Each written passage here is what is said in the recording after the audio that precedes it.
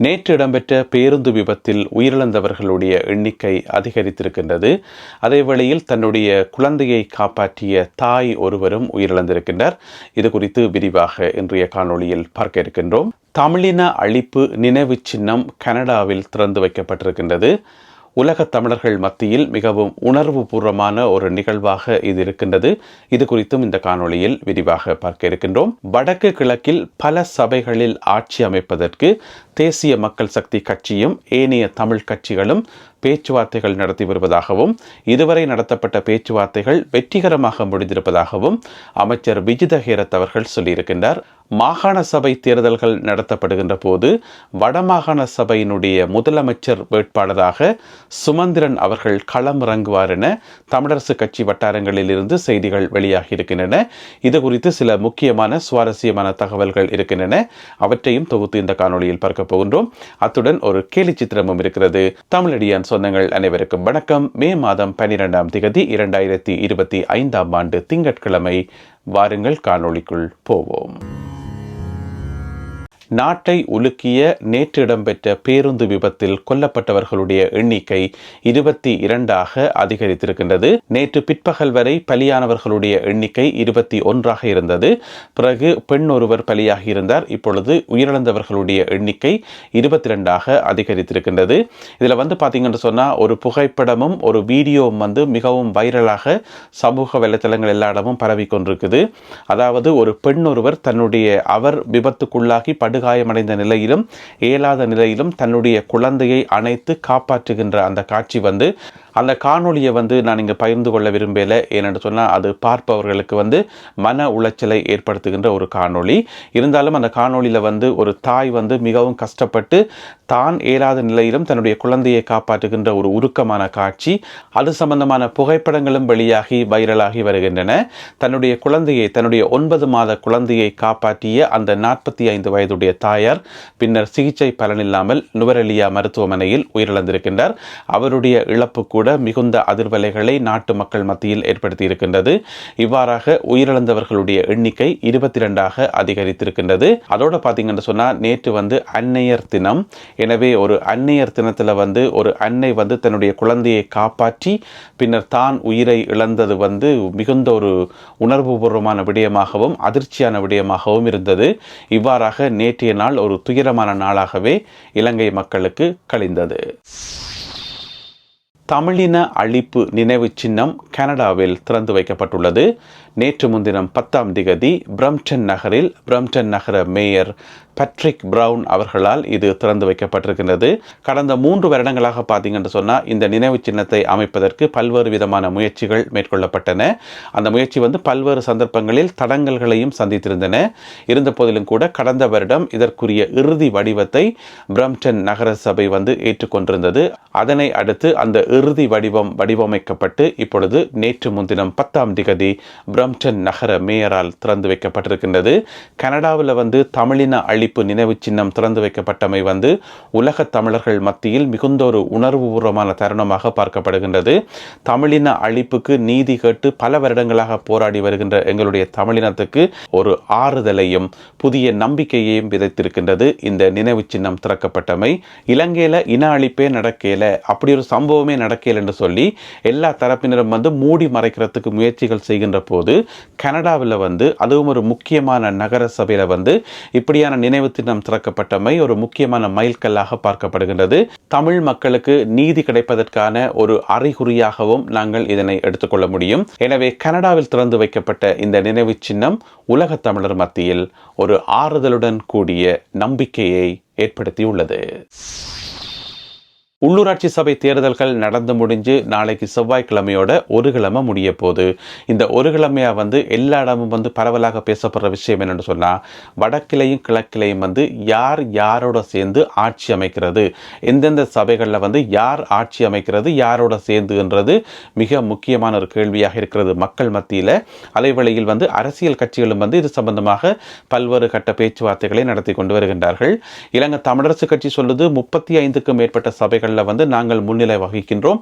எனவே அந்தந்த சபைகள் எல்லாம் வந்து எங்களுடைய தலைமையில் வந்து ஏனையவர்களை சேர்த்துக்கொண்டு நாங்கள் ஆட்சி அமைப்பதற்கு தயாராக இருக்கிறோம் என்று சொல்லி அவர்கள் ஒரு பக்கம் வந்து பேச்சுவார்த்தை நடத்தி கொண்டு வருகின்றார்கள். இந்த சந்தர்ப்பத்தில் அமைச்சர் விஜித ஹேரத் அவர்கள் ஒரு முக்கியமான கருத்தொன்றை சொல்லியிருக்கார். என்னென்று சொன்னால், தேசிய மக்கள் சக்தி கட்சி வடக்கு கிழக்கில் இருக்கக்கூடிய ஏனைய தமிழ் கட்சிகளோடு சேர்ந்து ஆட்சி அமைப்பதற்கு பேச்சுவார்த்தைகள் நடத்தி வருவதாகவும், இதுவரை நடந்த பேச்சுவார்த்தைகள் வெற்றிகரமாக நடந்து முடிந்திருப்பதாகவும், பல சபைகளில் தேசிய மக்கள் சக்தி கட்சியோடு இணைந்துதான் தமிழ் கட்சிகள் ஆட்சி அமைக்கும் என்று சொல்லியும் அமைச்சர் விஜித ஹேரத் அவர்கள் சொல்லியிருக்கின்றார். ஆனால் தமிழ் கட்சிகள் வந்து இப்படியான ஒரு கருத்தை வந்து இதுவரைக்கும் சொல்லவும் இல்லை, அப்படியான ஒரு பேச்சுவார்த்தைகள் இடம்பெறுவதாகவும் சொல்லல. ஒருவேளை வந்து திரைமறைவில் தான் இந்த பேச்சுவார்த்தைகள் எல்லாம் நடக்குதோ தெரியல, ரகசியமாகத்தான் இந்த பேச்சுவார்த்தைகள் எல்லாம் நடக்குதோ தெரியல. எனவே தமிழ் கட்சிகள் வந்து தெளிவுபடுத்தணும், நீங்கள் வந்து என்பிபியோட பேச்சுவார்த்தையை நடத்தி கொண்டிருக்கிறீங்களா, இதுவரைக்கும் நடத்தப்பட்ட பேச்சுவார்த்தை எல்லாம் வந்து சக்சஸ்ஃபுல்லாக முடிஞ்சிருக்கு, வெற்றிகரமாக முடிஞ்சிருக்குன்னு சொல்லி அமைச்சர் சொல்றார். எனவே எந்தெந்த கட்சிகள் வந்து பேச்சுவார்த்தையை நடத்தி முடித்திருக்கின்றன என்பது சம்பந்தமான தகவல்கள் இதுவரை வெளிவரவில்லை. அமைச்சரும் அந்த விவரங்களை வந்து குறிப்பிடவில்லை. இருந்த போதிலும் கூட இதுவரை நடைபெற்ற பேச்சுவார்த்தைகள் வெற்றிகரமாக முடிந்திருப்பதாக அமைச்சர் விஜித ஹேரத் அவர்கள் சொல்லியிருக்கின்றார். எனவே வடமாகாணத்திலேயும் கிழக்கு மாகாணத்திலேயும் தேசிய மக்கள் சக்தி கட்சியுடன் இணைந்து ஆட்சி அமைக்கப் போகின்ற தமிழ் கட்சிகள் அவை எந்தெந்த சபைகளில் ஆட்சி அமைக்கப் போகின்றார்கள், என்ன விதமான ஒப்பந்தத்தின் அடிப்படையில் இந்த ஆட்சிகள் இடம்பெறப் போகின்றன என்பதை நாங்கள் பொறுத்திருந்து பார்க்க வேண்டும். எனவே தமிழ் மக்களுக்கு இது சம்பந்தமாக இருக்கின்ற கேள்விகளுக்கு பதில் சொல்ல வேண்டிய பொறுப்பு தமிழ் கட்சிகளிடம் இருக்கின்றன. இதில் என்ன பிரச்சனை என்று சொன்னால், பேச்சுவார்த்தை நடத்தைக்குள்ள வந்து ரகசியமாக பேச்சுவார்த்தை நடத்தலாம், டீல் போடைக்குள்ளே வந்து ரகசியமாக டீல் போடலாம், பிரச்சனை இல்லை. ஆனால் ஆட்சியை வந்து ரகசியமாக நடத்த முடியுமோ? இல்லை. ஆட்சியை வந்து பகிரங்கமாக வெளிப்படையாகத்தான் நடத்த முடியும். எனவே எப்படி பார்த்தாலுமே வந்து அந்த மலிஞ்சா சந்தைக்கு வரும் என்று சொல்கிற மாதிரி எப்படியோ வெளியில் வந்து தான் ஆகணும் கதை. எனவே எந்தெந்த சபைகளில் எந்தெந்த தமிழ் கட்சிகள் தேசிய மக்கள் சக்தி கட்சியுடன் இணைந்து ஆட்சி அமைக்கப் போகின்றன என்பதை பொறுத்திருந்து பார்ப்போம். மாகாண சபை தேர்தல்கள் அறிவிக்கப்படும் போது வடமாகாண சபைக்கு முதலமைச்சர் வேட்பாளராக முன்னாள் பாராளுமன்ற உறுப்பினர் சுமந்திரன் அவர்கள் களமிறங்க இருப்பதாக தகவல் ஒன்று வெளிவந்திருக்கின்றது. இலங்கை தமிழரசு கட்சி வட்டாரங்களில் இருந்து இந்த தகவல் வெளிவந்திருக்குது. என்னென்னு சொன்னால், நேற்று ஞாயிற்றுக்கிழமை வந்து யாழ்ப்பாணம் கந்தரோடை பகுதியில் இருக்கின்ற பிளாட் அமைப்பினுடைய தலைவர் தர்மலிங்கம் சித்தார்த்தன் அவர்களுடைய வீட்டில் வந்து ஒரு சந்திப்பு ஒன்று நடந்திருக்கு. இந்த சந்திப்பில் கலந்து கொண்டாக்கலான்னு பார்த்தீங்கன்னு சொன்னால், இலங்கை தமிழரசு கட்சியைச் சேர்ந்த சுமந்திரன் அவர்களும் மற்றும் சங்கு கட்சியைச் சேர்ந்த முக்கியமான தலைவர்களும், அதாவது பிளாட் அமைப்பினுடைய தலைவர் தர்மலிங்கம் சித்தார்த்தன், IPRLF அமைப்பினுடைய தலைவர் சுரேஷ் பிரேமச்சந்திரன் உள்ளடங்கலாக சங்கு கட்சியினுடைய முக்கிய உறுப்பினர்கள் மற்றும் சுமந்திரன் ஆகியோருக்கு இடையில வந்து ஒரு சந்திப்பு ஒன்று நடந்திருக்கு. அந்த சந்திப்பு எதுக்காக என்று சொன்னால், இப்போ இருக்கிற உள்ளூராட்சி சபைகளில் வந்து சேர்ந்து ஆட்சி அமைக்கிறது சம்பந்தமாகத்தானாம். இருந்த போதிலும் கூட அந்த சந்திப்பில் பேசப்பட்ட இன்னும் ஒரு முக்கியமான விஷயம், இப்போ என்ன பிரச்சனை சொன்னால், எல்லா கட்சிகளும் சேர்ந்து மாறி மாறி பேச்சுவார்த்தை நடத்தினோம். இந்த பேச்சுவார்த்தையில் வந்து எல்லா கட்சிகளுமே கவனம் செலுத்துகிற இன்னும் ஒரு முக்கியமான விஷயம் என்னென்னு சொன்னால், மாகாண சபை தேர்தல். ஏனென்று சொன்னால், மாகாண சபை தேர்தல் அறிவிக்கப்பட்ட பிறகு நீங்கள் எல்லாரும் இருந்து பாருங்க, எல்லா கட்சிகளுக்கும் இடையில வந்து கட்டும் போட்டி இருக்கும், கட்டும் போட்டியும் கட்டும் அடிபாடும் இருக்கும். இப்ப வந்து எல்லா தமிழ் கட்சிகளுடைய பிரதானமான நோக்கம், இந்த தேர்தலில் நடந்து முடிஞ்ச தேர்தலில் வந்து எல்லா தமிழ் கட்சிகளுடைய பிரதான நோக்கம் வந்து பொது எதிரி வந்து NPP. எனவே NPPயை வீழ்த்தணும் என்றதான் இவர்களுடைய பிரதானமான இலக்காக இருந்தது. இப்ப நடந்து முடிஞ்ச தேர்தல் வந்து உள்ளூராட்சி சபை தேர்தல் வந்து ஒரு வகையில் சொல்ல போனா இருமுனை போட்டி என்று சொல்லலாம். ஒரு பக்கம் தமிழ் கட்சிகள், தமிழ் தேசிய கட்சிகள், மற்ற பக்கம் NPP. இந்த ரெண்டு தரப்புக்கும் இடையிலான போட்டியாகத்தான் இருந்தது, இருதரப்பு போட்டி. ஆனால் மாகாண சபை தேர்தல் அறிவிக்கப்பட்டால் அது கடைசி வரைக்கும் இருதரப்பு போட்டியாக இருக்காது, அது பலமுனை போட்டியாக இருக்கும். இப்ப ஒற்றுமையாக இருப்பது போல காட்டிக்கொள்கின்ற தமிழ் கட்சிகள் எல்லாம் வந்து தங்களுக்குள்ள அடிபடிவினம் நிச்சயமாக நடக்கும். ஏனென்று சொன்னால், மாகாண சபையை வந்து கைப்பற்றுறது, அதில் வந்து முதலமைச்சராக வாரது எல்லாமே வந்து ஒவ்வொரு கட்சிகளுக்கும் வந்து மிகப்பெரிய ஒரு கனவாக இருக்கும். எனவே ஒவ்வொரு கட்சியுமே வந்து கடுமையாக பாடுபடுவினம். எனவே அது சம்பந்தமாகவும் நேற்றைய கந்தரோடை கூட்டத்தில் வந்து கதைக்கப்பட்டதாம். அதாவது மாகாண சபை தேர்தல் அறிவிக்கப்பட்ட பிறகு சுமந்திரன் அவர்கள் தான் பிரதான வேட்பாளராக இருப்பார், மாகாண முதலமைச்சர் பதவிக்கு வந்து அவர் போட்டி போடுவார், முதன்மை வேட்பாளராக இருப்பார் என்று சொல்லி நேற்று கதைக்கப்பட்டதாம். ஏனைய கட்சிகள் எல்லாம் சொன்னதாம், நீங்கள் தானே முதலமைச்சர் வேட்பாளர், எங்களுக்கு அது முதலே தெரியும். ஏனென்று சொன்னால் ஸ்ரீதரன் போட்டியிடுவார் என்று சொல்லி சொல்லப்பட்டது. பிறகு ஸ்ரீதரன் வெளிப்படையாக அறிவித்தவர் தான் போட்டி போட மாட்டேன் என்று சொல்லி, எனவே நீங்கள் தானே முதலமைச்சர் வேட்பாளர் என்று சொன்ன போது அதுக்கு சுமந்திரன் அவர்களும் ஓம் என்று சொல்லி தலையாட்டினதாகவும் தான் களமிறங்க போவதாகவும் சொன்னதாகவும் தமிழரசு கட்சி வட்டாரங்களிலிருந்து செய்திகள் வந்திருக்குது. எனவே மாகாண சபை தேர்தலையும் இலங்கை தமிழரசு கட்சியும் சங்க கட்சியும் சேர்ந்து கூட்டாக அந்த தேர்தலை எதிர்கொள்கிறது என்று சொல்லி ஒரு உத்தியோகப்பற்ற முடிவொன்றை, எழுத்தில் எழுதாத ஒரு முடிவொன்றை நேற்றைய கூட்டத்தில் எடுத்ததாக சொல்லப்படுகின்றது. எனவே எல்லாருடைய கவனமும் இப்ப மாகாண சபை நோக்கி திரும்பி இருக்கிறது. ஆனால் மாகாண சபை தேர்தலில் மிக கடுமையான போட்டி வரும். இங்கால பார்த்தீங்கன்னு சொன்னா அர்ச்சுனா ராமநாதன் இருக்கிறார். அவர் மிக கடுமையான ஒரு போட்டியை எல்லா கட்சிகளுக்கும் கொடுப்பார்.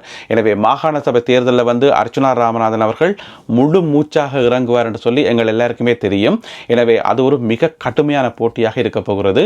இருந்தாலும் எங்களுடைய கண்ணுக்கு முன்னாலே இப்போ 2 வேட்பாளர்கள் தெரியணும். ஒரு ஆள் சுமந்திரன், மற்றவர் அர்ச்சுனா ராமநாதன் அவர்கள். எனவே இந்த 2 தரப்புக்கும் இடையில கட்டும் போட்டி இப்பயே ஆரம்பிக்கும் என்று சொல்லி நாங்கள் எதிர்பார்க்கலாம். ஒரே ஒரு விஷயத்தை எல்லாருக்கும் ஞாபகப்படுத்தலாம்.